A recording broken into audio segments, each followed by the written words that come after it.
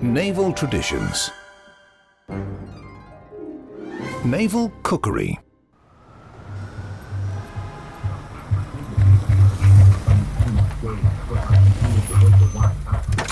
Now you could have the heart and the aim of a marksman, but some want to see you fail just before you started. Did you know that on today's fashionable restaurant menus you can find dishes that were once invented by ordinary sailors? Take, for example, farinata. According to a legend, it was invented in the 13th century by Genoese sailors coming back home after their victory over Pisa. During a storm, several barrels with olive oil and chickpea flour broke in one of the ship's holds. Their contents mixed with the seawater and, as there were no more provisions left on the ship, the sailors tried to dry the mixture in the sun. The flatbreads turned out to be so tasty, they were called the Gold of Pisa. Or this one, labskaus, is an old-time dish of North European sailors. Corned beef, herring, potatoes, pickled beetroot, eggs, onions and pickled cucumbers were all thrown into a cauldron and stewed for a long time. It is believed that labskaus means a dish for sturdy men in one of the European dialects. In ancient Greece, the basis for the seafarer's diet was constituted by the so-called Mediterranean triad: wheat, olive oil and wine.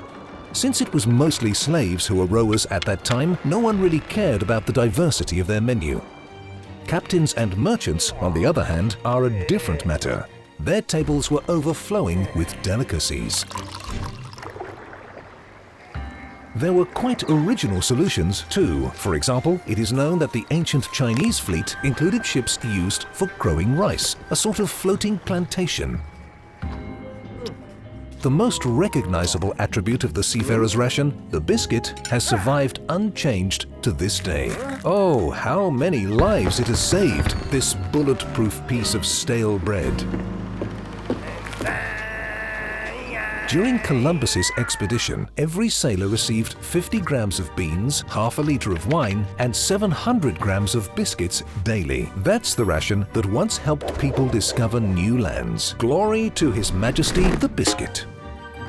The life of a sailor has never been easy. In the golden age of sailing, when Britain ruled the seas, food supplies on Royal Navy ships became the concern of the state. From the Crown, sailors received a kilo of corned beef each week, which could also be used to make buttons.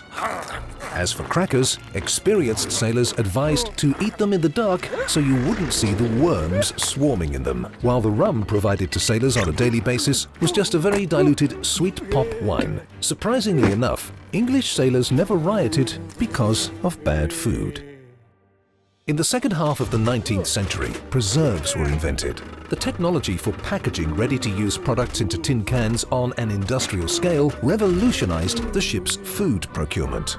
Homemade fast food, though, didn't lose its popularity. During World War II, British and American sailors could have coffee with a sandwich, while in the action station, attendants on duty on the Japanese Imperial Fleet ships could grab a bite of onigiri, rice balls filled with fish or vegetables. At the beginning of the 20th century, the Russian Imperial Navy served pasta with meat to sailors as a reward for heavy emergency work on the ship, for example, for the loading of coal.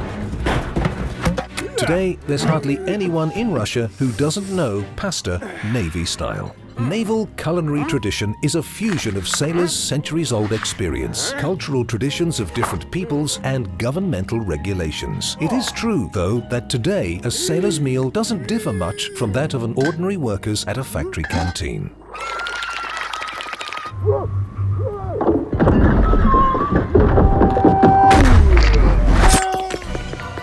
Traditional naval dishes can be sampled at any port city restaurant.